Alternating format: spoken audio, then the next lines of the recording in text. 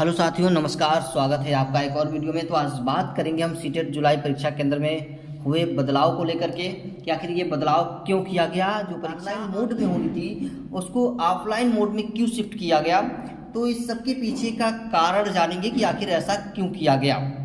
ठीक है, इस बार जो परीक्षा केंद्र बनाया गया है लगभग वो आपका 100 से 200 किलोमीटर के दूर ही होगा। पिछली बार ऐसा नहीं था। पिछली बार बच्चों को एक राज्य से दूसरे राज्य में एग्ज़ाम देने जाना पड़ा। उनका सेंटर जो बना बहुत दूर बना। बच्चों को जाने में काफ़ी मुसीबतों का सामना करना पड़ा। ट्रेनों में लटक लटक के भीड़ का सामना करते हुए उनको जाना पड़ा। लेकिन इस बार ऐसा नहीं है। इस बार उनको 100 से 200 किलोमीटर के रेंज में ही उनका एग्ज़ाम होगा। एक ज़िले से दूसरे ज़िले में होगा। बस ये है कि इस बार राज्य में नहीं होगा कि एक राज्य से दूसरे राज्य में जाना पड़े, एक स्टेट से दूसरे स्टेट में आपको सफ़र तय करना पड़े, ऐसा नहीं है। एडमिट कार्ड जो है आपका 15 से 16 अगस्त तक आ जाएगा। एग्ज़ाम आपका 20/8/2023 को संडे के दिन होगा, क्योंकि 20/8/2023 को संडे पड़ रहा है, उस दिन ये एग्ज़ाम होगा।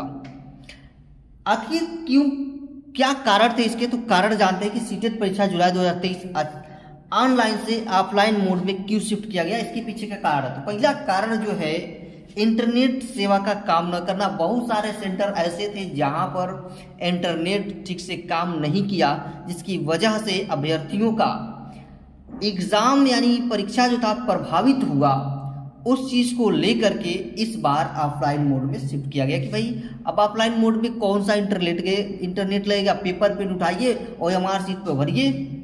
पिछली बार ऐसा नहीं था, बिना इंटरनेट। और बहुत सारे बच्चे तो ऐसे थे जिनको कंप्यूटर चलाने भी नहीं आता था। वो पहली बार जो एग्ज़ाम देते थे उनको माउस कभी नहीं पकड़े थे, तो उनको माउस पकड़ने में भी दिक्कत होती थी।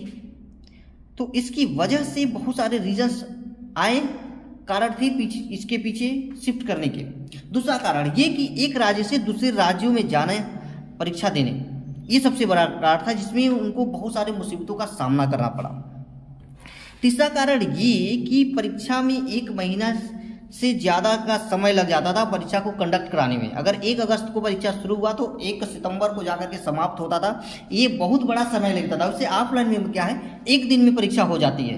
2 शिफ्ट, सुबह शाम 2 शिफ्ट में परीक्षा खत्म। 2 बजे शुरू, 5 बजे खत्म, तो 2 शिफ्ट में एग्जाम खत्म आपका। लेकिन ऑनलाइन में ऐसा नहीं था। कई शिफ्टों में एग्जाम करना पड़ा। 1.5 घंटे का, 2 घंटे का एग्जाम कई शिफ्ट में चलता रहता था। तो इसके वजह से पेपर कई शिफ्टों में तैयार होते थे। ये कई सारे कारण थे परीक्षा को ऑनलाइन से ऑफलाइन मोड में शिफ्ट करने का। अब हम बात करते हैं इसके पेपर फर्स्ट और पेपर सेकंड के एग्ज़ाम पैटर्न को लेकर के, सिलेबस को लेकर के और इसके कट ऑफ को लेकर के कि कितना हमारा नंबर्स होने चाहिए। अब हम बात करते हैं इसके पेपर फर्स्ट और पेपर सेकंड के एग्ज़ाम पैटर्न और सिलेबस को लेकर के। देखिए, पेपर फर्स्ट जो है CDP पहला, जिसमें 30 नंबर का होगा। EBS भी 30 नंबर का, मैथ 30 नंबर का, हिंदी भाषा 30 नंबर का। दूसरा जो पेपर सेकंड होगा लैंग्वेज की, लैंग्वेज भाषा फर्स्ट आपका 30 नंबर का। लैंग्वेज सेकंड की बात की जाए जिसमें इंग्लिश या तो संस्कृत आपको चूज करना पड़ता है, वो भी 30 नंबर का होता है।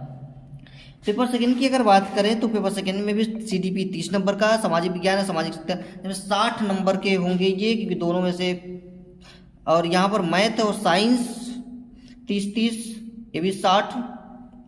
इंग्लिश संस्कृत भाषा 2 30, हिंदी 30।